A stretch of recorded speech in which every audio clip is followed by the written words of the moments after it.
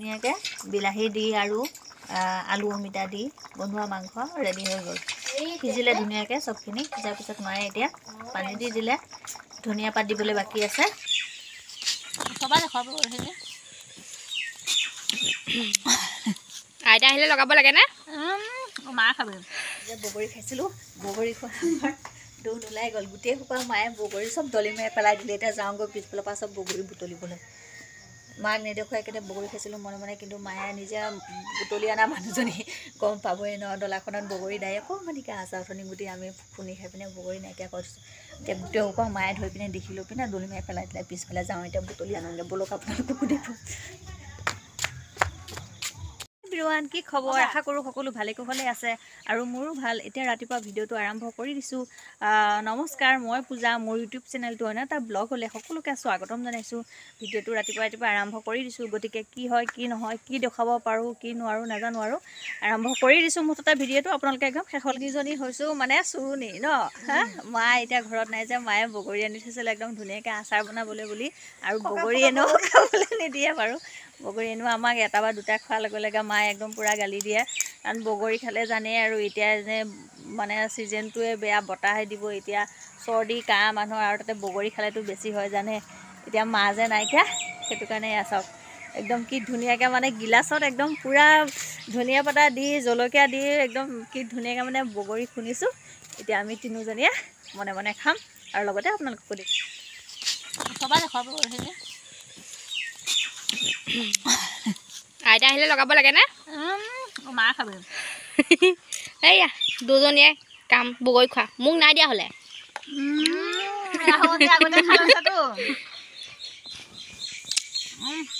লগাব লাগিব আইতাক।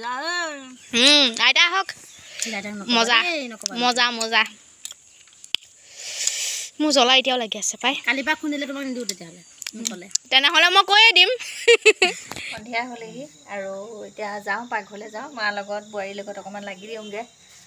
কি বনায় কি নবনায় আপোনালোককো দেখুৱাম। আৰু বলক চাওঁ কোনে কোনে কি কি কৰি আছে মানুহবোৰে। কি কৰি আছে কি কৰি আছে এই আমাৰ দেহা পঢ়ি আছে। কি হ'ল চুৱেটাৰ পিন্ধা নাই যে? ঠাণ্ডা নাই লগা। হা? ঠাণ্ডা নাই লগা। আৰু কি কৰি আছা? এয়া চাওক তাই মিমি খাই পঢ়ি আছে। কি লিখি আছা? লিখি থকা নাই অ'। তেতিয়াহ'লে দিছে গুণোৎসৱলৈ যে মুখস্থ কৰিব লাগিব। অঁ, গুণোৎসৱৰ যোগাৰ কৰি আছে। কি হৈছে মানে ইপাত চেণ্ডেলৰ সৈতে সিপাত চেণ্ডেল মোৰ সোমাই গৈছে। একে উজুতি মাৰি দিছোঁ চেণ্ডেলত। আৰু এয়া চাওক আমাৰ ঘৰৰ মানুহ মানে একদম চবেই পূৰা সন্ধিয়া ভাত বনোৱাত চাহ বনোৱাত একদম যা যোগাৰ হৈ আছে। তাৰপাছত আৰু কি চাহ বনাইছে। চাহ খাওঁ এতিয়া। আৰু বাকী বিস্কুট বাকী ভাত বনাবৰ কাৰণে কি যোগাৰ কৰিছে কি যোগাৰ কৰা নাই আপোনালোকৰ লগতো ভিডিঅ'টো শ্বেয়াৰ কৰিম দিয়ক। গাইছ, ৰাতি যা যোগাৰ কৰি আছোঁ। আজি বনাব মায়ে বনাই নে বোৱাৰীয়ে বনাই নাজানো আৰু মই যা যোগাৰ কৰি আছোঁ। আৰু কি যা যোগাৰ কৰি আছোঁ চাওক। এইয়া এইফালে খুন্দি আছোঁ মছলা, এইফালে মাংস আৰু এইফালে আলু। কি কৰিব আৰু এনেকৈ মছলা পিচি আছোঁ। শিলপতা যে নাই, মিক্সি নাই, সেইটো কাৰণে সেয়া আমাৰ মছলা পিছা চাওক। সেয়া কি ক'ব আৰু মছলা পিচি আছোঁ। আজি লোকেল মুৰ্গী আনিছিলে, সেইটো কাৰণে মায়ে এয়া বনাই আছে। ভাবিলোঁ কেনেকৈ বনাই মাংসটো আজি মায়ে ৰেচিপিখন আপোনালোকতো দেখুৱাওঁ। মা কি মছলা দিছে অকণ কৈ দিয়ক। ইয়াত আদা ৰচুন জলকীয়া গৰম মছলা ধনিয়া জিৰা আৰু জালুক এয়া দি পেলাই বনাই আছোঁ। আপোনালোকে চাব এইখন কি হয় চব্জিখন, চাই পেলাই ক'ব। এয়া মছলাটো মায়ে ধুনীয়াকৈ ভাজি ল'ব। ভাজি লৈ পিনে তাৰপিছত মছলাটো যেতিয়া ধুনীয়াকৈ ভজা হৈ যাব তাৰপিছতে মায়ে মাংসটো দিব। এয়া এইফালে মায়ে মাংসখিনি আগতে ধুনীয়াকৈ ফ্ৰাই কৰিছে। ফ্ৰাই কৰি পিনে উলিয়াই ল'লে। তাৰপিছত এইফালে আমাৰ বোৱাৰীয়ে কাটি আছে এতিয়া বিলাহী। এয়া বোৱাৰী অকণমান দেখাই দিছোঁ। তাৰপাছতে এইফালে এতিয়া মায়ে কি কৰিছে অমিতা দিছে। আৰু অমিতা দিলে মানে দেউতাই খাবলৈ বহুত ভাল পায়, সেইটো কাৰণে অমিতা দি দিছে মায়ে অলপ। অমিতা আৰু আলু দি পিনে অথনি যিখিনি মছলা ফ্ৰাই কৰি আছিলে মায়ে ধুনীয়াকৈ, তাতে আগতে এতিয়া এইখিনি যেতিয়ালৈকে মানে নিসিজে তেতিয়ালৈকে ধুনীয়াকৈ ফ্ৰাই কৰি ল'ব। ফ্ৰাই কৰাৰ পিছতহে এফালে ভাজি থোৱা মাংসখিনি মায়ে তাৰ ওপৰতে আকৌ পিঁয়াজো এনেকৈ কাটি থৈছে। তাৰপিছত যেতিয়া আলুখিনি অলপ সিজিব তেতিয়া মাংসখিনি ঢালি দিব, লগতে বিলাহীও দিয়া হ'ব। আমাৰ মাংস আনিলে বেছিভাগ কি হয় জানেনে, ৰাতি ৰুটি খোৱা হয় বেছিভাগ। ভাত মানে খাওঁ, এনেই নৰ্মেল কিবা চব্জি তব্জি বনালে তেতিয়া বেছিভাগটো ভাতেই খোৱা হয়, কিন্তু যোনদিনাখন মানে মাংস আনে সেইদিনাখন আমাৰ চবেই ৰুটি খোৱা হয়। কিন্তু আমাৰ বোৱাৰীয়ে ৰুটি নাখায় আকৌ, সি এটামান খাব আৰু, কিন্তু তাক ভাত লাগিবই। এনেই বাকী আমাৰ ভাত নহ'লেও হৈ যায়, কিন্তু দেউতাকো ভাত লাগে দেই। মায়ে মই আৰু দেহা বেছি ৰুটি খাই পিনে ভাল পাওঁ মানে। আৰু ভাইটি হ'লেও ভাইটিও ভাল পায়, কিন্তু এতিয়া ভাইটিটো ঘৰত নাই, তেজপুৰতে থাকে ভাইটি। এইফালে মাৰি আছে আটা। এয়া বোৱাৰীয়ে আটা মাৰি আছে। মা মই ওচৰতে বহি আছোঁ, মই ওচৰত বহি থকা মানুহ আৰু। এতিয়া এইকেইদিন মানে মোৰ ভাত চব্জি বনোৱা দায়িত্বটো অকণমান কমিছে। বোৱাৰী আহিছে যে, আগতেতো দেখিছে মই সদায় ভাত ভাত ভাত পাকঘৰতে সোমাই থাকিবলগীয়া হয়। এতিয়া অকণমান মানে দায়িত্বটো কম হৈছে আৰু ভালেই হৈছে দিয়ক। মানে আমাৰ আলু আৰু অমিতা সিজি গ'ল। এতিয়া মায়ে মাংস দি ধুনীয়াকৈ মছলাৰ লগত মিলাই আছে। মাংসটো ভাজি হ'লে ধুনীয়াকৈ এইফালে বিলাহী কাটি থোৱা আছে, বিলাহীটো দিয়া হ'ব। আৰু এইফালে চাওক না, কাৱৈ মাছ ফ্ৰাই কৰি থোৱা আছে। ধুনীয়াকৈ ভাজি হোৱাৰ পিছতে বিলাহী দিয়া হ'ব। ধুনীয়াকৈ বিলাহী দি আৰু আলু অমিতা দি বনোৱা মাংস ৰেডি হৈ গ'ল। সিজিলে ধুনীয়াকৈ চবখিনি। সিজাৰ পিছত মায়ে এতিয়া পানী দি দিলে, ধনিয়া পাত দিবলৈ বাকী আছে।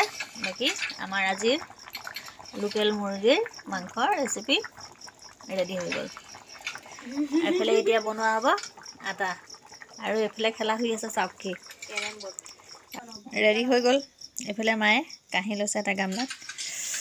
আজি মাংস ধুনীয়া ৰেডি হৈ গ'ল। যে বগৰী খাইছিলোঁ, বগৰী খোৱা আমাৰ দৌন ওলাই গ'ল। গোটেই সোপা মায়ে বগৰী চব দলি মাৰি পেলাই দিলে। এতিয়া যাওঁগৈ পিছফালৰ পৰা চব বগৰী বুটলিবলৈ।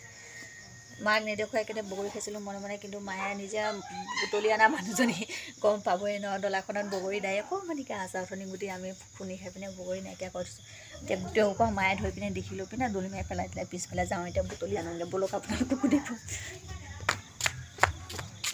যে আমি বগৰী খাইছিলোঁ মনে মনে, মাক নোকোৱাকৈ বগৰী খোৱা আমাৰ ধুম ওলাই গ'ল। এয়া চাওক, গোটেই মায়ে বগৰীখিনি লদি মাৰি পিনে পেলাই দিলে।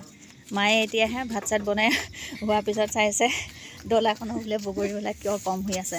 এয়া চাওক, এয়া চাওক আমাৰ বগৰীখিনি চিটি বিটি হৈ গ'ল।